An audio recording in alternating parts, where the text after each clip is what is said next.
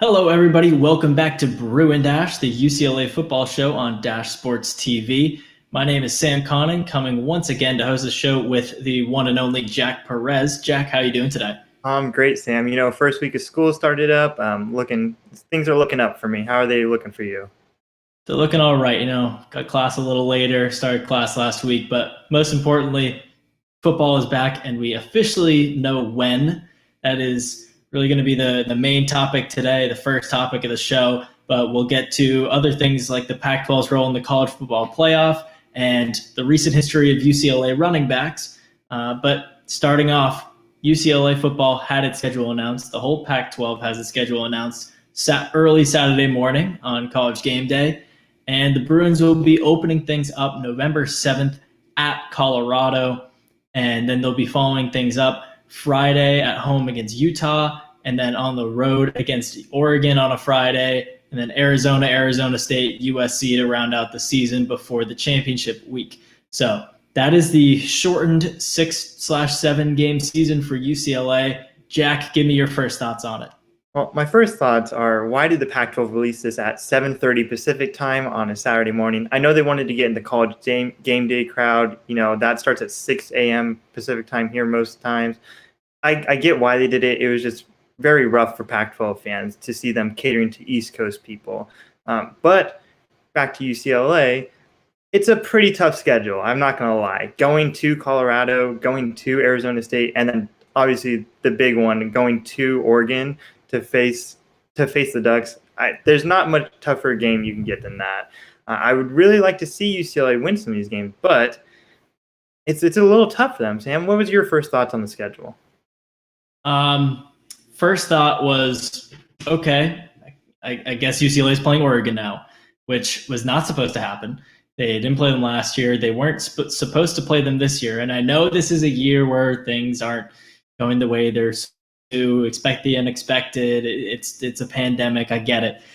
But wow, that's a really tough draw. You have one of the 6 Pac-12 North teams on your schedule. That's all they knew going into Saturday. And you get stuck with the hardest one. The only one who's ranked in the AP top 25 right now, the probability of making the college football playoff, winning the Pac-12, winning the North. You draw them on the road. That's tough. There were so many other options, and you really got the short end of the stick on that, because you could have played Washington State, who you beat last year, now has a new coach. You could have played Washington, who is a great program, new coach. So, new coach, pandemic, shortened training camp, no spring ball. Maybe that's a favorable matchup, even if it is on the road. Or you could have played Cal or Stanford, which matchup-wise, maybe you're the inferior team or you're equals for both of those. But those are in-state rivalries. You'd think they'd prioritize that. UCLA has played Cal every single season since 1933, and they've played Stanford every single season since 1945. So there's a lot of history there. And, of course, they end up playing the best team in the Pac-12 pretty much without a doubt. Even with all their guys leaving early for the draft, they're still probably the best coached, most well-rounded roster in the Pac-12. And let's not forget, too, not only is it Oregon on the road, it's Oregon on the road on a Friday, which luckily they don't have a Saturday game before that, but they do have Colorado on the road on a Saturday, the first Saturday of the weekend. Then they have to come back the Friday, play Utah at home, so that's a short rest. And then they have to travel to Oregon to play on a Friday again. Why would the Pac-12 do that? I know they're trying to capitalize on we're getting on the Fridays because everyone else is on the Saturday kind of train, but that's things that the smaller conferences do. The MAC always had those great Tuesday games. The Mountain West had a lot of Friday games. Why does the Pac-12 feel like they need to do that? If you're really a Power 5 conference, come out and compete with those Power 5 conferences. Yeah, I think they want as little overlap of Pac-12 games as possible. That's what they're going to have, the 9 a.m. kickoffs probably, which is insane and horrible for road teams. Imagine traveling and then waking up at 5 a.m., probably earlier, to get out for a 9 a.m. kickoff. They have to be there a few hours in advance just for warm-ups and workouts. and then you have to get the locker room before that. You have to wake up before that. You got to eat. That's insane. So they're having these Friday games. They're having these early Saturday morning games so they can spread them out. So there's probably not going to be multiple Pac-12 games going on at once at all this fall. Maybe once or twice, or the beginning of one game and the end of another. But they're really just making sure that they're not cannibalizing their own viewers, which is kind of weird. I don't think I've ever seen a conference go for that scheduling method, but it's what they did. It's what they're going to do, and I'm not really sure why. They're going for those East Coast audience with the schedule announcement and the 9 a.m. kickoff, but they need to get the West Coast people on board for this. They're a West Coast conference. I understand you want to expand, but you have to establish your foothold first. People on the West Coast are fed up with the Pac-12. They have been for weeks, for months, for years. And the Pac-12 is prioritizing the East Coast right now, which is definitely hard to see why they're doing that when they're having as much of a PR crisis as they have in the past few months. Right. I also don't think we should forget the big elephant in the room, that there is currently an ongoing pandemic right now, and that the Pac-12 has to deal with that. Yes, they have the Quidel testing. That's pretty quick. They should be able to, they've said it reduces infectiousness by close to 100%. That's great. But the fact that you're having these Friday games just gives you less turnaround in case someone does test positive on a Wednesday or a Thursday. Well, now you're 2 days out from a game instead of 3 days out. Why wouldn't the Pac-12 just give themselves more time? Just give yourselves more time for everything. Make it a nice, clean schedule on Saturday for everyone. And I'll also throw this in. I'm disappointed we're not playing USC week 1, because if the pandemic does take hold a lot stronger in the winter, which some people are expecting it to, we're not exactly sure with a lot of things here. I wish we played USC week 1, because if we miss out on the USC game, like we're already missing out on the Stanford and Cal game, unless we get them in that week 7, I will be so disappointed. It's great to play Colorado. Love playing Colorado. You know, it's cool that we get to play Oregon. It's good for us to get competition. But if we miss out on all 3 of our rivals in the same year, that is a bad look for the Pac-12. They put all the Pac-12 North rivalry games week 4. They put all the Pac-12 South rivalry games week 6. And if this pandemic gets any worse and teams start to get infected and games have to get postponed, you know those week 6 games are looking like they might be the ones on the chopping block. Yeah, it's tough. I understand where you're coming from, but I personally like the idea of the USC game wrapping things up. I mean, the Pac-12 designed it so all the Pac-12 North rivalry games are week 5, and all the South rivalry games are week 6. I'm not really sure why that's the case, but it's some form of organization. Whatever. I do like UCLA USC the last week, because with the shortened season and so much possibly going wrong or weird or whatever, the stakes in that game could be so high, and you want them to be as high as possible. You want either UCLA playing spoil, the winner goes to the Pac-12 championship game, or even if it's not the championship game, it's UCLA can beat USC to be the 2 seed, and then they play the 2 seed in the North and can maybe get a good bowl draw. Whatever it is, you want the game with the most postseason implications to be the biggest rivalry game as well, because that draws in so many eyes. The storylines are endless, and that's the kind of thing. Even if UCLA hasn't been a good football program for the last 10 years, really, and USC by its own standards is kind of faltering, that's the kind of game that gets national attention. That's an ABC game. That's a Fox game. That's a primetime game, even if one of the teams is bad. But imagine if they're both okay. What if they're both good and there's a lot on the line? That's going to be one of the biggest games in the country that week. Absolutely. I understand that. And I guess I'm more disappointed with the fact that not all the rivalry games on the same weekend. I think they just did that in case things get canceled or things need to get shifted around. I'll pose this last question to you, Sam, for this topic. Who would you like to see in that 7th game? They haven't said anything about how that's going to be seeded, if it's going to be purely South versus North, or if it's just, whichever team you were closest to in the conference. But who would you like to see? I would like to see either Cal or Stanford, because like we were saying, these are decades-long rivalries. The Cal-UCLA rivalry is the top 4 longest uninterrupted college football rivalries in the country. And that's UCLA started playing football in the 1920s. They're like Notre Dame and all these like Midwest and East Coast teams that have been around for decades at that point. And still UCLA Cal is one of the longest standing rivalries in the country. So you would like to see that. You would like to see Stanford.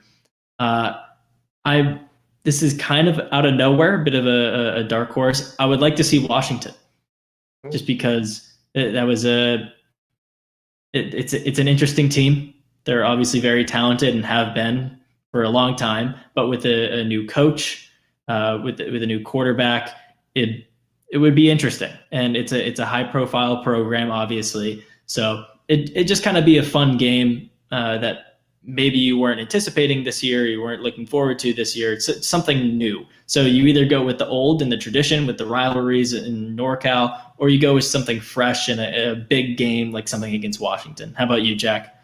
I obviously Stanford, Cal are the big ones, but if I'm going to throw a team out there that I'd really like to see, it would be Washington State.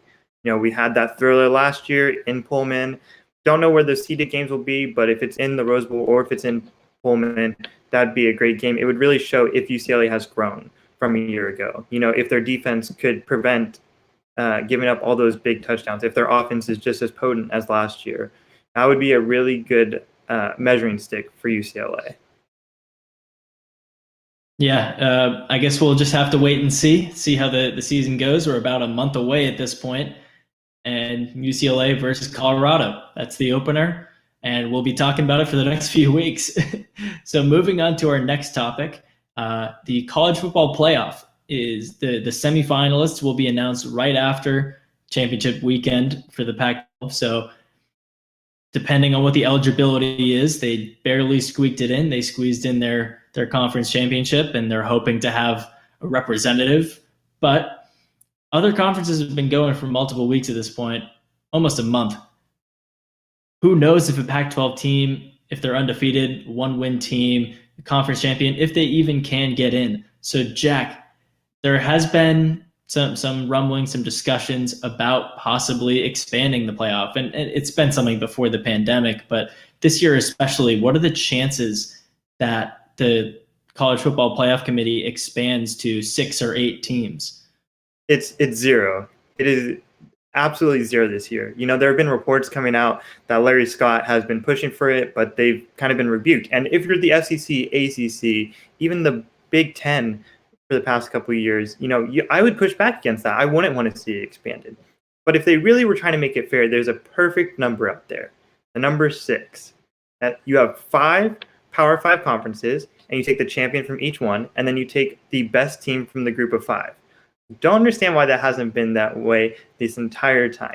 You give the top 2 seeds a bye. You know, if Alabama and Clemson finish 1 and 2, give them a bye. You know, put an Oregon in there, or you know, if a USC comes out and wins it, or a surprise team. You know, UCF for the past few years, they've had some good seasons. Why not just throw them in there? See if they can do something. See if they can pull off an upset. Or even if they could national exposure for a team like that, it's good experience for them. I don't know, Sam, would you like to see it expanded, or what are your thoughts on it? I would say no to this year. It's obviously unlikely, probably not going to happen. We've heard a lot of people saying it won't happen. So I understand that it'd be very late in the game to change it anyways. All the credit to Larry Scott for pushing for it, because if it doesn't expand, it's probably going to be the Pac-12 left out. So he should go to bat for his conference. That's fine, but I don't see it happening. Moving forward, I would like to see it go to 8. I know that you lose you don't get a bye as a 1 seed. That may bother people, but there haven't been byes in college football playoffs before. I mean, the playoffs only 6 years old. Adding in a whole another week and not giving the 1-2 seed a bye wouldn't really be horrible. And also, if you go with 6 teams, and this is further down the line, probably 2-3 years, something that would help the Pac-12, who hasn't been in it in a while. You don't want 1 team from each Power 5 and then 1 from a group of 5, because what if LSU and Alabama are the 2 best teams in the country? What if it's Ohio State and Michigan? Then do you not have the group of 5 team? Well, then what's the whole point of expanding to 6? And you go 8, you have 3 weeks to do it. You have some bye weeks between conference championships, and that should be plenty of time. I think it's possible. I think we're on that road to eventually do that. This year is definitely not the year. Here's the thing: 6 works perfect because the conference champions should be rewarded for being conference champions. You were the best in your conference. You should get something for that. And I know you'll talk about the Big Ten and the Pac-12 getting the Rose Bowl. The conference champions go there if they don't make the college football playoff. But as good as that is and as historic that is, it's no longer the goal. The Rose Bowl is great, but it's really a side prize right now. If you can't get to the semifinals or you can't get to the college football final, it's almost a worthless season for some of these top teams. Putting 6 in there really rewards the teams that win throughout the year. If LSU and Alabama are the best 2 teams, well, they should settle that on the field. One of them will come out as a victor. And if that team ends up winning the SEC West and then the SEC Championship, they deserve to get there. The other team did not because they didn't win their games. And that's really what the college football playoff has emphasized these past few years. They talk about strength of schedule, and they talk about, who you're playing and where you're playing them. And for group of 5 teams, that makes sense. They haven't let UCF in because they've claimed that they haven't played that tough a schedule. But they've never left out a Power 5 team that has gone perfect. And that's really where teams like Alabama will schedule cupcakes throughout the season. Maybe they'll do a hard game week 1, although they had Florida State a year or 2 ago, and that ended up being not that tough of a matchup. It doesn't matter. Just go perfect. And if you go perfect, then you don't have to worry about it. And if you win all your games, you win your conference championship, you should be rewarded with the spot in the playoffs. Yeah, I think that you should. But, I mean, you can have Wisconsin against Ohio State. Let's say Ohio State's undefeated and Wisconsin has 2 losses heading into the Big Ten championship game. And then what if Wisconsin pulls off that win? Are you saying that they get the spot over Ohio State and Ohio State doesn't get to go in?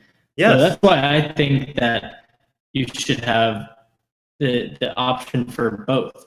So Wisconsin gets in because they won the conference championship, but also you have to make room for Ohio State because they were an undefeated team. What if it's Oregon and USC are both undefeated? I think that making it 6 and locking it down to these predetermined, shoe in these qualifiers, kind of, it's not really the ideal situation. So either you go 4 and you don't have any automatic bids, or you go 8 and you have automatic bids plus wildcards. No, I don't see it. You should just be rewarding teams for their conference champions. Yes, if an Ohio State makes it and they're perfect, then they shouldn't have any problem being a Wisconsin. Just win your games, man. And we should be rewarding a group of 5 teams. They've left them out for so long, and it's not fair to them. It's not fair to anyone really. Putting in 4 when you already had a Power 5 scenario, it just doesn't make sense for them. I'm not sure if Sam's having some technical issues, but I'll keep talking. If UCLA goes 13-0, but every other conference has a 13-0 team, the 4 teams shouldn't be the only ones to make it in. They should have a scenario where they can have 5 teams and then maybe a group of 5 teams. Because that's how these conferences work. You should be rewarded for beating every team in your conference. You should be rewarded for taking out an undefeated team in your conference in the conference championship game. When UCLA faced Stanford a few years ago, when USC was ineligible for postseason action, if UCLA had won that game, yes, they should be rewarded for that. They shouldn't be hindered just because they lost a couple games. You won your conference championship. Conference championship matters the most. I think Sam might be coming back. Hopefully, there you are. I'm back. Sorry about that. But yeah, I mean, the college football playoff definitely has some room for improvement. We've been talking about that for years. This year, just because of the situation, is obviously not the time to fix it. So I guess we'll revisit that throughout the season, next year after. And I have a feeling this is a debate that's going to be going for a long time. We got about 10 minutes left in the show here. Before we move on to our last topic, just want to say to anyone who's watching live, please leave any thoughts or questions in the comments, and we are happy to talk about them with you live on the show right now. So if you have anything to say it now and join in on the conversation. But till we get a little more feedback, Jack, let's move on to the next topic. So I wrote in a column for Sports Pack 12, who Dash Sports TV has a partnership with for written content, that Joshua Kelly was the best UCLA running back of the 2010s, better than Paul Perkins, better than Jonathan Franklin. Both guys who admittedly are a bit before my time as someone who is interested and engaged in UCLA, but I did my research, watched some old highlights, and really just weighed everything and found that Kelly, in the 2 years and 22 games that he was at UCLA, did so much for the program, even if it didn't show up in the win column. And I think that he was more explosive and meaningful than the other two, despite not really having a great team around him. So, Jack, what are your thoughts on the situation? Where do you think Kelly ranks among those three and the running backs at UCLA of the 2010s? Growing up in California, I was a UCLA fan for most of my life. Been following them for quite a while, and I've never seen anyone like Jonathan Franklin. Jonathan Franklin was a workhorse, and he helped Brett Hundley and that team really bring UCLA back into the conversation nationally. There were times, yes, where he maybe struggled a little bit, but there were most games he was out there. He was a workhorse. You can count on him every time. 3rd and 3, hand it off to Jonathan Franklin. 3rd and 3, hand it off to Jonathan Franklin. 3rd and 3, hand it off to Jonathan Franklin, time and time again. Now, Joshua Kelly was good, but like you said, didn't really help within the win column. Jonathan Franklin and his teams were winners. I know they had Brett Hundley. They had quite a bit of NFL talent, but Jonathan Franklin was really the backbone of the team. He was really someone that inspired them and led them to a lot of victories, honestly. Yeah, Jonathan Franklin was obviously a very good running back. It takes a certain kind of player to get 2,000 yards from scrimmage, 15 touchdowns from scrimmage. That's what he did in 2012, his senior year.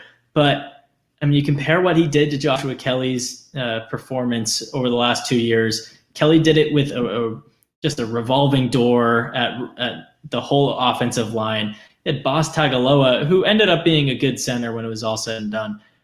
He moved from the defensive line to center Kelly's junior year, and then totally regressed during Kelly's senior year, or redshirt senior year. So that's just kind of the epitome of what Joshua Kelly had to deal with.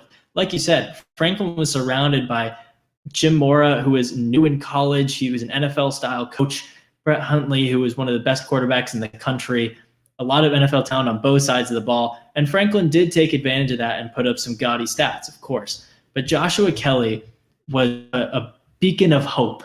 UCLA fans over the last 2-3 years have had literally nothing to carry and be proud of. And Chip Kelly has been a dud through 2 years, waste of money. They've fired Steve Alford in basketball. Nothing's happened since Lonzo Ball left. Josh Rosen, who's supposed to be the savior, the chosen one, he kept getting hurt. Jim Mora was booted. It's just been a mess. The academic scandals, the Stanford passing UCLA in total NCAA championships. It's been a dark 3 or 4 years for UCLA fans, and it is tough. Joshua Kelly is probably alongside Caitlin Ohashi and her vile gymnastics routine, the shining light of this era of UCLA athletics. You saw Kelly tear apart a USC defense that was bowl-bound in the Rose Bowl. The place was going crazy, and he put up almost 300 yards and a game-sealing touchdown in the. He will forever be an icon for that. I know Jonathan Franklin had success against USC, and he won those games, and it was a large part because of him. Joshua Kelly against USC, that is the Joshua Kelly game. Yeah, and obviously, Joshua Kelly. And it always will be, and he'll always be remembered for that. And that game is probably the best moment for UCLA football in recent memory. Yeah, and obviously Joshua Kelly, shining beacon. He looked like he was the leader of the team, especially the last year. They struggled a little bit, especially out of the gates, non-conference, but he always just seemed to be a stabilizing force for them. And that USC game that you're talking about, obviously huge. But Jonathan Franklin, it takes a special thing to be a winner here at UCLA. We haven't had the football success of a USC, of an Oregon in the past decade or two. But Jonathan Franklin and his team really showed out. And when you finish top 10 in career rushing yards of the Pac-12. Yes, I get it. Josh Kelly didn't have that many years to do it. He didn't have the same system that Jonathan Franklin did, and things are starting to move progressively more and more towards passing. But it's still special when you're top 10 all-time Pac-12 in rushing yards. And yes, he had a lot more attempts than Josh Kelly and Paul Perkins. But, man, Jonathan Franklin, every single time you woke up on a Saturday and saw that he was playing, you just knew something special was going to happen. Yeah, but you look at Franklin and you look at Paul Perkins, who are both very good college players in their own right. Being top 3 running backs at a good running school for the last 10 years is nothing to overlook, obviously. But Franklin had, 11 career games in the NFL. Paul Perkins had a decent rookie year with the Giants and then totally faded into obscurity, just fell off the map. Joshua Kelly, and I know he's had a rough week 3, week 4 with the Chargers, but he was a 4th-round pick for a reason. The Chargers trust him. And with Austin Eckler out, who knows what he's going to be able to do? Who knows how many touches and carries he's getting moving forward? I don't want to make this an NFL conversation, but in addition to his certain tenure at UCLA where he was efficient and iconic and explosive, he could very easily be the best of these 3 at the next level. And I feel like that's something that's really important to this conversation as well. All right. I understand. Josh Kelly, you have to show determination as a transfer, as someone that didn't automatically have a starting job coming in, and Chip Kelly as like a pretty new coach to the UCLA system. We weren't sure how he was going to be utilized, and he came out and he was amazing. But we really shouldn't bring the NFL into this. Josh Kelly's had 4 weeks there in a chartered system, didn't even have a preseason. Yes, struggled this week, had a good week a couple weeks ago, but you never know how running backs are going to pan out in the NFL. A lot of it is determined by the offensive line, by the offensive system that they use, by the coaches, if they trust them, if they're, a one-back system, kind of like the Titans are with Derrick Henry, or if they constantly rotate their running backs like San Francisco does. So we can't, while Josh Kelly does have a pretty positive future ahead of him, we can't make that determination just yet. But if we already look at what he did at UCLA, while undeniably he was amazing, and I'll say that over and over again, Josh Kelly dragged this team to some victories. Jonathan Franklin was consistently amazing and consistently got wins. And at any school, if you asked them, would you rather see someone put up thousands and thousands of yards and have the best career games, and yes, be at USC with an amazing game, or if you'd ask them if they wanted a team to have a lot of victories and go to great bowls and shine out and beat USC consistently, which is what Jonathan Franklin did. His teams consistently beat USC. Even if he didn't always have the best game out of the team, they consistently beat USC. They would take the wins every day of the week. Well, obviously you want to beat your rivals, you want wins as a team, but it's not really always on the running back's shoulders, and it's kind of a difficult spot to put him in. I think Kelly did the most with what he was given. It's a great story coming as a transfer, and he really made the most of it and turned himself into a Bruin for life with only 2 years under his belt. But that's pretty much it for this episode of Bruin Dash. Thank you again so much for joining us. You can follow us at Dash Sports TV on Twitter, or you can go on to our website at dashsports.tv. Jack, thank you so much for joining me again to talk UCLA. Thanks, Sam. It's always great to be here, and I'm so looking forward to this season and covering it with you. Can't wait. It's going to be great. We're going to be here talking about it all fall long. So you can follow me at Sam Connon on Twitter. You can follow Jack at Jack C. Perez. And just want to give another little shout out to Sports Pac-12, who is going to be running Dash Sports written content throughout the rest of the year. So if you're looking for that, we have columns going up on sportspac12.com, and you can follow them at sportspac12 on Twitter. You can find links to those articles on our website as well. So go for that. Go read my article on Joshua Kelly and his impact on UCLA. Read Jack's article last week on, I don't know, what did you write about last week, Jack? About UCLA being quarterback U for the decade, and I got some nice comments in Twitter, so that was cool. hot takes only on Bruin Dash. So if you're looking for those, you can read them. You can watch this show every week, Monday at 4 o'clock Pacific time. Thank you so much for joining, and we'll see you later.